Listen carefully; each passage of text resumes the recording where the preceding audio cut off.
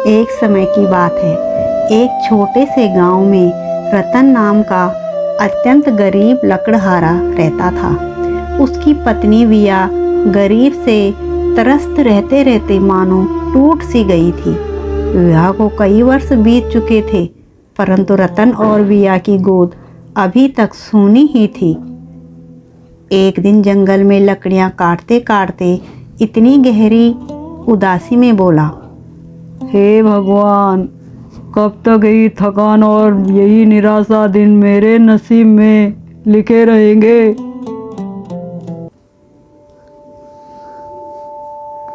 इसी बीच उसकी दृष्टि एक वृक्ष के नीचे तत्परा साधु पर पड़ी। रतन उनके चरणों में गिर पड़ा।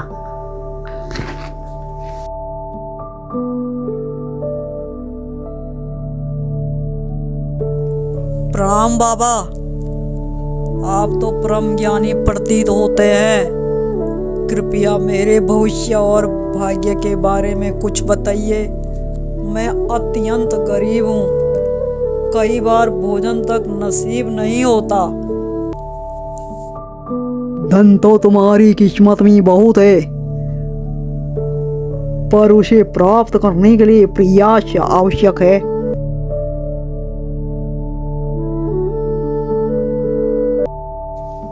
इस जंगल के पार एक प्राचीन खंडर है।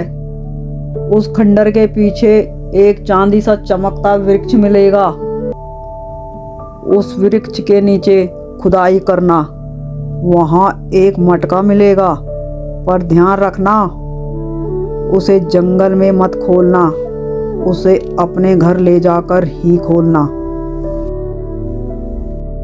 यह कहकर साधु वहां से विलुप्त हो गए। रतन तुरंत कुल्हाड़ी लेकर उस रहस्यमयी वृक्ष की खोज में निकल पड़ा।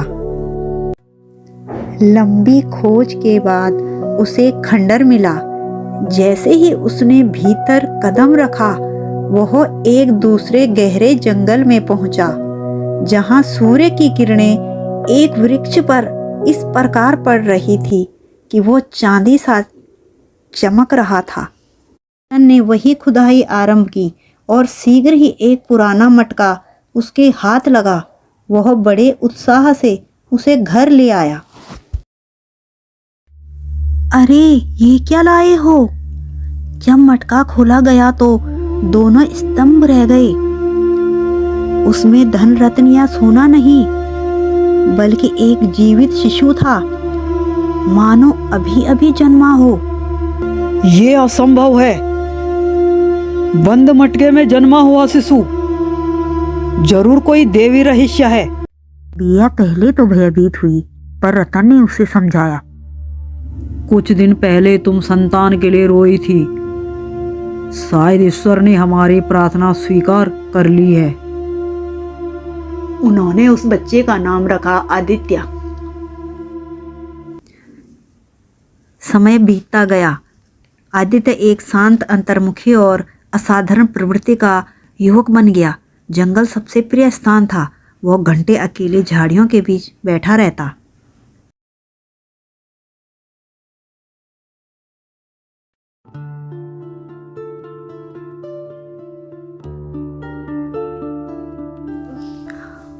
एक दिन गांव की चौधरी की बेटी लाली ने पूछा, तुम यहाँ क्या करते रहते हो? आदित्य धीमे स्वर से बोला, ये झाड़ियाँ नहीं, ये जड़ी बूटियाँ है और ये मुझसे बात करती है लाली। लाली मुस्कुरा उठी, पर उसकी आंखों में आदित्य के लिए एक सपना था।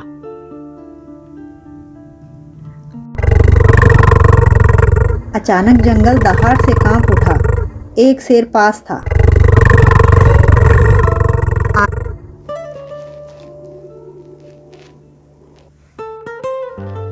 आदित्य तुरंत लाली को लेकर सुरक्षित स्थान की ओर भागा।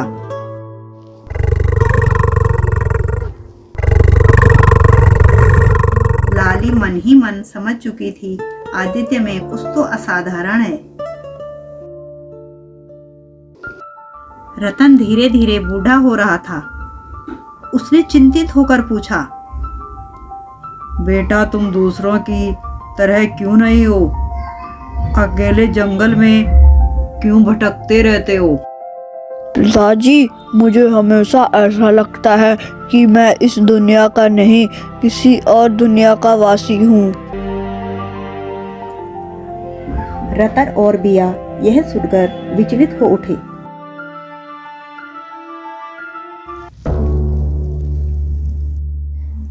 गांव में भीषण महामारी फैल चुकी थी। कई लोग काल के ग्रास बन चुके थे।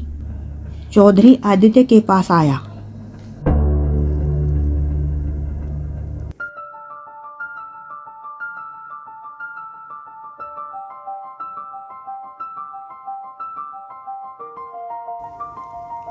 अगर तुम्हें जड़ी बूटियां का ज्ञान हो तो तुम शायद गांव की रक्षा कर सको।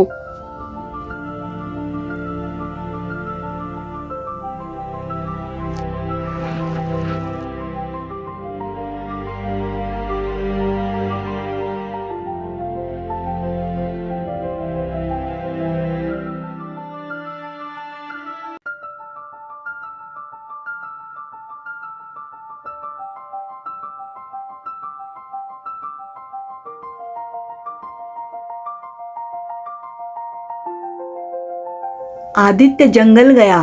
एक रहस्यमयी झाड़ी की आवाज आई।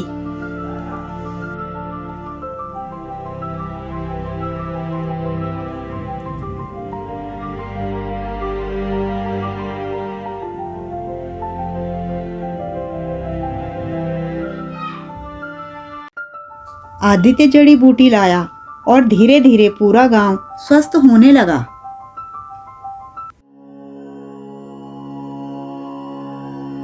एक दिन आदित्य ने जंगल में एक वृद्धा की मौत ठीक कर दी।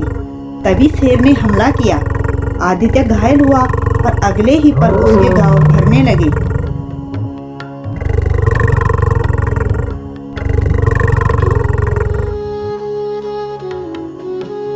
वृद्धा भयभीत होकर बोली, तुम इंसान नहीं हो सकते।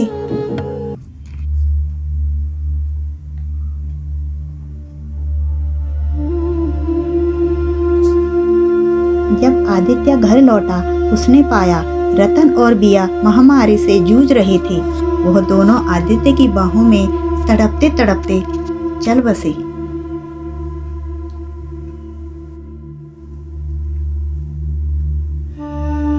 और अगले ही पल उनके शरीर काले धुएं में परिवर्तित होकर उसी मटके में समा गए। आदित्य तड़प उठा।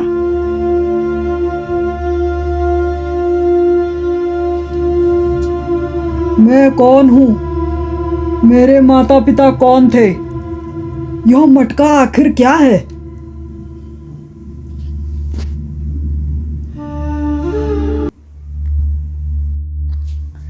आदित्य मटका लेकर उसी रहस्यमय जंगल में गया। घंटों भटकने के बाद एक साधु प्रकट हुए। वही साधु जिन्होंने वर्षों रतन को मार्ग दिखाया था।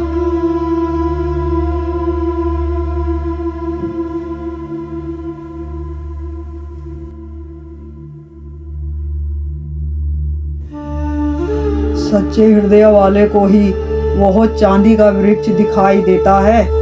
मानवता तुम्हें मार्ग देगी।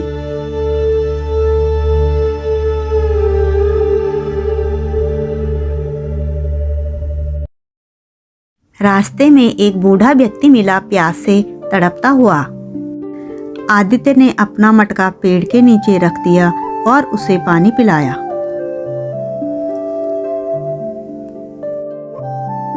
जब लौटा तो मटका गायब था। बूढ़े ने विनती की,